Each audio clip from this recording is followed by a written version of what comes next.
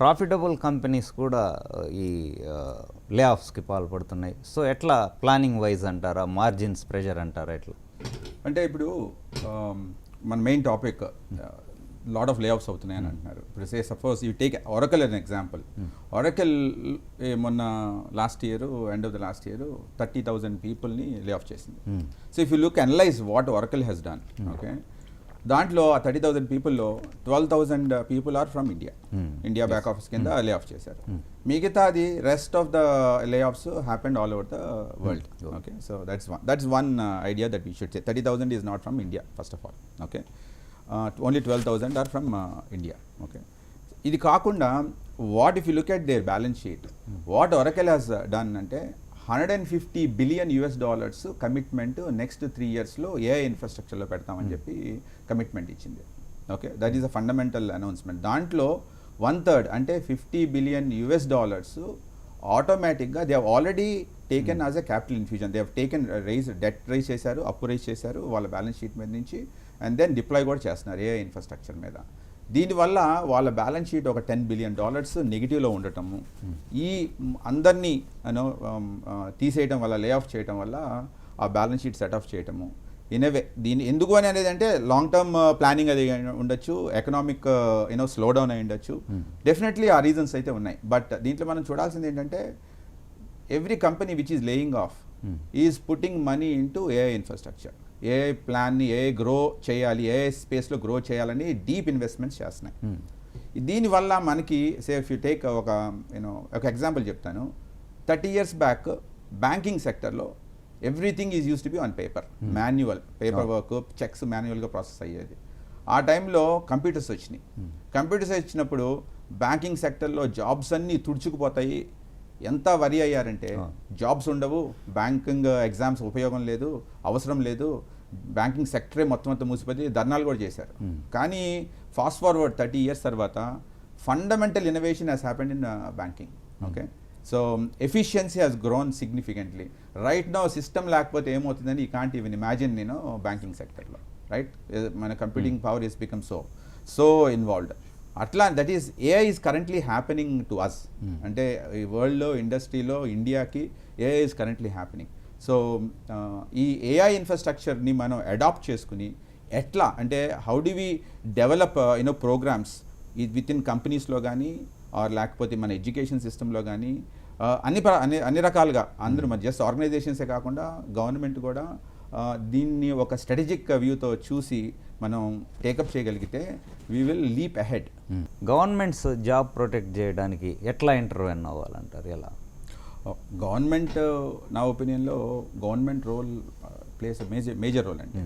అంటే జస్ట్ అంటే ఈ జాబ్స్ ప్రొటెక్ట్ చేయటం అనేది జస్ట్ ఈ రోజు జరిగిన లే ఆఫ్స్కి మనం ఏం చేయొచ్చనే అంటే ఫైర్ ఫైటింగ్ మోడల్లో కాకుండా స్ట్రాటజిక్గా థింక్ చేయాలని నా ఒపీనియన్. ఫస్ట్ అండ్ ఫార్మోస్ట్ ఏంటంటే ఎడ్యుకేషన్ సెక్టర్లో అంటే యాక్చువల్గా స్కూల్ లెవెల్లోనే కరిక్యులం మార్చి ఏఐ అంటే ఏంటి, ఎట్లా, what kind of technologies that are used అనేది కొద్దిగా ఎర్లీ ఏజ్లోనే మనం ఇంప్లిమెంట్ చేయటం అదొకటి. కాలేజ్లో కూడా ఏఐ డ్రివెన్ ప్రోగ్రామ్స్కి కానీ or specific to the new changing technological కల్చర్ని ఎట్లా అడాప్ట్ చేయొచ్చు అనేది కాలేజ్ గోయింగ్ సిస్టంలోనూ ఫండమెంటల్గా చేయటం అనేది ఓన్లీ గవర్నమెంట్ చేయగలుగుతుంది. వేరే ఎవరు చేయగలిగేది ఏం లేదు. ఈ స్ట్రక్చర్ ఫండమెంటల్గా చేయాలి. అది కాకుండా అనదర్ ఇంపార్టెంట్ ఏరియా ఈ కంప్యూటింగ్ పవర్. ఈ కంప్యూటింగ్ పవర్ ప్రస్తుతం అంతా ప్రైవేట్ కంపెనీస్ చేతుల్లోనే ఉంది. In my view it's like infrastructure. మన గవర్నమెంట్ సెంట్రల్ గవర్నమెంట్ కానీ స్టేట్ గవర్నమెంట్ కానీ should invest significant amounts into this IT computing and then AI infrastructure. దీంట్లో ఈ చేయటం వల్ల ఏంటంటే ఎడ్యుకేషన్ ఆస్పెక్ట్స్లో ఉన్న ప్రజలకి ఆర్ యంగ్ జనరేషన్కి ఈ ఇన్ఫ్రాస్ట్రక్చర్ ఉపయోగపడుతుంది. ఇంకొకటి కూడా ఏంటంటే నాలెడ్జ్ ఆఫ్ ఒక if it take legal ecosystem, legal ఫంక్షనల్గా there is so much fundamental innovation అవుతుంది. ఇప్పుడు how a lawyer pursues a case అనేది ఫండమెంటల్గా మారిపోయింది ఏఐ సొల్యూషనింగ్ వల్ల. ఇట్లా మన దేశంలో ఆర్ మన రాష్ట్రంలో ఉన్న నాలెడ్జ్ మొత్తాన్ని ఇట్లా లెర్నింగ్ మోడల్స్కి ఇచ్చి that should be available for learning కోసము ప్లస్ యంగ్ జనరేషన్కి ఇవ్వగలిగితే this we will prepare our next generation next 4-5 yearsలో ఫండమెంటల్గా ఏం చేంజెస్ అనేది ఒక అప్రోచ్ ఉంది. ఇది కాకుండా కరెంట్ లే ఆఫ్స్ని ఎట్లా అడ్రస్ చేయాలి అనేది you know fundamental government can insist that there should be some severance packages. They cannot companies cannot just one fine day end of the month వెళ్ళిపోమని చెప్పడం కాదు. Or should they act some kind of a legal యాంగిల్లో తీసుకొచ్చి కొన్ని steps తీసుకోగలిగితే ఈ విధంగా to protect the employees future. Or some measures insist చేసి మీరు ఈ సెట్ ఆఫ్ పీపుల్ తీసే ముందు have you tried them for three months training ఇచ్చారా, ఏంటి మీ స్ట్రాటజీ ఏంటి అనేది కొద్దిగా ప్రొడక్టివ్ మోడ్లోకి వెళ్ళగలిగితే డెఫినెట్లీ కంపెనీస్ విల్ బి కొద్దిగా ఆలోచిస్తాయి ఏం చేయాలి బిఫోర్ డూ ఎనీథింగ్ అనేది. Right If I don't mind, I will add to this what Bipin was saying. If you look at అంటే ఫండమెంటల్గా ఇండస్ట్రీ వైజ్గా ఫ్రాగ్మెంటేషన్ చేద్దాం. వాట్ ఈస్ హ్యాపెనింగ్ ఏఐ వల్ల ప్రస్తుతం ఉండడం వల్ల. ఇప్పుడు రియల్ ఎస్టేట్ తీసుకున్నాం, ఆ రంగం నాకు బాగా తెలుసు, టెక్నాలజీలో ఎక్స్పోజర్ ఉన్నా కానీ రియల్ ఎస్టేట్ రంగంలో ఇదివరకు ఎస్టిమేషన్స్ ఏమైనా చేయాలన్నా, ప్రాజెక్ట్ ప్లానింగ్ ఏమైనా చేయాలన్నా ఎవ్రీథింగ్ మాన్యువల్ ప్రాసెస్ ఉండేది. ఇప్పుడు ఏఐ సొల్యూషన్స్ రావటం వల్ల సో మెనీ సొల్యూషన్స్ వచ్చినాయి. ఫస్ట్ సొల్యూషన్స్ డెవలప్ చేయడానికి ఏఐలో బేసిక్ నాలెడ్జ్ ఉన్నవాళ్ళు, ఈ ఫీల్డ్లో నాలెడ్జ్ ఉన్నవాళ్ళు కలిసి మొదలెట్టారు ఈ products. So that's a new set of jobs that are creating with this kind of thing, right? At the same time ఇండస్ట్రీలో కూడా ఐటీ అడాప్షన్ లేని వాళ్ళు ఈ టూల్స్ని ఎట్లా యూస్ చేసుకోవాలి, ఎట్లా యూస్ చేసుకుని ఎస్టిమేషన్స్ జనరేట్ చేయాలి, ఎట్లా యూస్ చేసుకుని ప్లానింగ్ మనం తీసుకొచ్చి ఎఫిషియెంట్గా మనం ఎట్లా చేయొచ్చు అనేది అది ప్రస్తుతం నడుస్తున్న వ్యవస్థ ఏది రియల్ ఎస్టేట్ రంగంలో. ఇప్పుడు హెచ్ఆర్ అంటే హ్యూమన్ రిసోర్సెస్ అనే రంగం తీసుకున్నాం అనుకోండి, దాంట్లో ఉన్న ట్రెడిషనల్ ఈఆర్పి సొల్యూషన్స్ ఏమైనా అంటే పర్ఫార్మెన్స్ మేనేజ్మెంట్ కావచ్చు, లేకపోతే హైరింగ్ కావచ్చు, నౌకరీ పోర్టల్స్ కావచ్చు, వీటిల్లో కూడా ఫండమెంటల్గా ఏ సొల్యూషన్స్ వచ్చేసినాయి. అంటే ఇప్పుడు ఒక మనిషి కాకుండా ఒక ఏఐ సొల్యూషన్ పెట్టి ఒక ఏఐ వర్చువల్ ఇంటర్వ్యూ చేసేయచ్చు. ఓకే, దానివల్ల జాబ్ పోతుందా అనేది నేను ఫండమెంటల్ అనుకోవట్లేదు. దానివల్ల కొత్త టైప్ ఆఫ్ నాలెడ్జ్ డెవలప్ చేసుకోవాల్సిన అవసరం అయితే ఎంతైనా వస్తుంది. ఈ సొల్యూషన్స్ డెవలప్ చేయడానికి కొత్త జాబ్స్ కూడా క్రియేట్ అవుతున్నాయి. అది హెచ్ఆర్ రంగంలో నడుస్తుంది. ఇప్పుడు హెల్త్లో చూసామనుకోండి, ఫండమెంటల్గా చేంజెస్ వచ్చేసినాయి హెల్త్లో. ఓకే, హెల్త్ ఇండస్ట్రీలో, హెల్త్ కేర్ ఇండస్ట్రీలో ఒక డాక్టరు అనలైజ్ చేయాలి అంటే ముందు అంటే రిజల్ట్స్ని అనలైజ్ చేయాలంటే now so many tools have come. ఆ టూల్స్ క్రియేట్ చేయడానికి ఫండమెంటల్ ఎంత ఇన్వెస్ట్మెంట్ వెళ్ళింది అనుకుంటున్నారు ఈ సొల్యూషనింగ్ దీంట్లో? కొత్త జాబ్స్ ఎన్ని క్రియేట్ అయినాయి అన్నారు, అవన్నీ మరి ఐడెంటిఫై చేయాలి. కొత్త టూల్స్ క్రియేట్ అయినాయి ఫండమెంటల్గా. అండ్ దెన్ ఈ నాలెడ్జ్ కూడా it is going into మోడల్స్లో, ఐటీ మోడల్స్లో, ఏఐ మోడల్స్లోకి వెళ్తున్నాయి. ఈ knowledge is available right now. Okay, right now ఫండమెంటల్గా ఇండివిజువల్ కంపెనీస్లో ఉన్నాయి.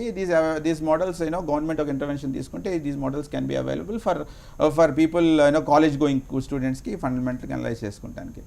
ఫార్మా తీసుకున్నాం అనుకోండి, I'm just taking because Hyderabad is known for pharma. ఫార్మాలో ఫండమెంటల్ మాలిక్యూల్ డిజైన్స్ కానీ, మాలిక్యూల్ అనాలిసిస్ కానీ, ఆర్ రిజల్ట్స్ అనాలిసిస్ కానీ ఏఐ సొల్యూషన్స్ వస్తున్నాయి. ఇవన్నీ మళ్ళీ రీక్రియేట్ అయినాయి. ఫార్మా మేనేజ్మెంట్ చేసేది అంటే ఫార్మా ప్రొక్యూర్మెంట్ ప్రాసెస్ మేనేజ్ చేసే కంపెనీస్లో ఫండమెంటల్ ఉండే సాస్ కంపెనీస్లో ఏఐ సొల్యూషన్స్ తీసుకొస్తున్నారు, రైట్? కొత్త జాబ్స్ క్రియేట్ అవుతున్నాయి ఆ పర్టికులర్ వీటిలో. So this is not, we're not losing jobs. ఎక్కడ మనం జాగ్రత్త పడాలి అంటే లో లయింగ్ జాబ్స్, అంటే లోవర్ జాబ్స్ వేర్ 12th అవ్వగానే జాబ్లోకి వెళ్ళి, లేకపోతే డిగ్రీ ఫస్ట్ ఇయర్ అవ్వగానే, సెకండ్ ఇయర్ అవ్వగానే జాబ్లోకి వెళ్ళి బీపీఓ ప్రాసెస్ చేస్తున్న సెక్టర్, ఆ సెక్టర్ అని చూసారా కొద్దిగా జాగ్రత్తగా ఉండాలి. ఎందుకంటే ఆటోమేషన్ చేయగలుగుతాము, ఆటోమేషన్ వస్తుంది.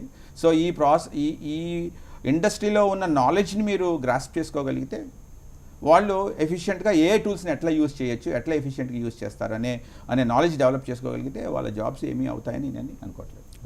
రైట్ అండి, రైట్. రాజేష్ గారు, ఈ మాస్ లే ఆఫ్స్ మరి కొంతకాలం కొనసాగే అవకాశం ఉందంటారా? ఓకే, నా వ్యూ చెప్తాను. So I tell you from a startups perspective ఏమవుతుంది ఇండస్ట్రీలో. లాస్ట్ 2 years నుంచి we are very focused in startups area, మా organization, TiE organization. And I know what is happening. I have a IT company కూడా where we do services for US క్లయింట్స్కి. ఇప్పుడు స్టార్టప్స్లో ఏమవుతున్నాయంటే, యూ టేక్ ఎనీ స్టార్టప్, ఏమవుతుంది, that deep tech startups కాకుండా business innovation అవుతుంది. Business innovation అంటే ఒక బిజినెస్ ఒక పద్ధతిలో చేస్తున్నాం. Say for example coffee chain run చేస్తున్నాం, కాఫీ చైన్స్ ఉన్నాయి. కాఫీ చైన్స్ కాకుండా కొత్త ఏం తీసుకురావచ్చు, కొత్త ఇన్నోవేషన్ ఏం చేయొచ్చు అనే ఇది ప్రాసెస్లో ఎట్లా చేయొచ్చు, ఆర్ ఈవెన్ మాన్యువల్గా కాకుండా ఒక రోబోట్ యూజ్ చేసి కాఫీని ఎట్లా సర్వ్ చేయొచ్చు అనే థాట్ ప్రాసెస్లో వెళ్తున్నాయి. కానీ మనం చూసేది ఇప్పుడు మీరు అడిగిన ప్రశ్న ఎట్లా ఉందంటే Sure. ఒక రోబోట్ని పెట్టి మనం కాఫీ సర్వ్ చేస్తుంటే సర్వ్ చేసే ఉద్యోగం పోతుంది కదా అంటున్నారు. కానీ ఆ రోబోట్ పెట్టి సర్వ్ చేయడం వల్ల 5 డిఫరెంట్ జాబ్స్ క్రియేట్ అవుతున్నాయి. ఫిట్ చేసేవాడు రావాలి, ఏఐ సొల్యూషనింగ్ ఇచ్చేవాడు రావాలి, ప్రోగ్రామ్ చేసేవాళ్ళు రావాలి. సో కొత్త న్యూ నెట్ ఇందాక బిపిన్ అన్నట్టుగా net new job creation is fundamentally high. మనం మన విజన్ని ఇప్పుడు ఏమి పోతున్నాయి అనే దానికన్నా what we should do or how we can counter product, అంటే మనం ఎట్లా ఈ సునామీ వచ్చేదాన్ని మనం ఎట్లా అడ్రస్ చేయొచ్చు, స్ట్రక్చర్డ్గా ఎట్లా అడ్రస్ చేయొచ్చు. మనకి టైం ఉంది, ఈ రోజు వరి అవ్వాల్సిన విషయం లేదు.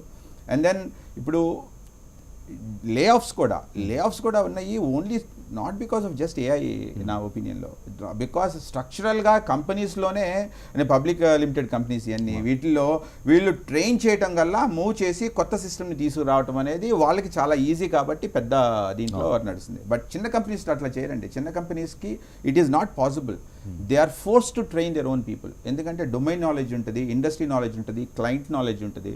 దీన్ని వీళ్ళు పోగొట్టుకోరు. కొత్త వాళ్ళని ఏ సొల్యూషన్ చేయగలిగే వాళ్ళని తీసుకొచ్చి 10 మంది జాబ్ చేసేవాళ్ళు ఒకరిని తీసుకొచ్చి 10 మంది తీసేద్దామనే మైండ్ సెట్ మిడ్ సైజ్ కంపెనీస్కి అట్లా ఉండవు. మిడ్ సైజ్ కంపెనీస్ ఏం చేస్తున్నాయంటే ప్రస్తుతం they are 2 months 3 months invest చేస్తున్నాయి వాళ్ళ ఉన్న, అంటే services company purely technical services కంపెనీస్లో వాళ్ళ ఉన్న మ్యాన్ పవర్ని ఎట్లా రీస్కిల్ చేయొచ్చు, కొత్త టూల్స్ ఎట్లా ఇవ్వచ్చు అనేది రీస్కిల్ చేస్తున్నాయి అండ్ ప్రిపేర్ చేస్తున్నాయి. ప్లస్ క్లయింట్స్ కూడా యూఎస్లో కూడా ఏమవుతుందంటే lot of clients, because of this content generation, because of this expansion of online media and all, lot of data is coming, business knowledge is coming from various systems నుంచి. So various systems నుంచి వచ్చిన business నాలెడ్జ్ని ఫండమెంటల్గా analyse చేసి business లీడర్స్కి filter చేసి ఇవ్వాలి అంటే ఈ computing power కావాలి, వేరే ఆల్టర్నేటివ్ లేదు. So they are forcing not only them but also service companies in India to reskill ourselves to understand how AI tools use చేసి డేటా ఇంజనీరింగ్ ఎట్లా చేయొచ్చు, AI అండర్స్టాండ్ చేసుకుని ఫంక్షనల్ నాలెడ్జ్ ఎట్లా develop చేసుకోవచ్చు అనేది ఫండమెంటల్గా అవుతున్నాయి. సో మనం ఎక్కువగా వరి అవ్వాల్సిన విషయం లేదు, బట్ అప్రమత్తతగా అయితే ఉండాలి తప్పకుండా.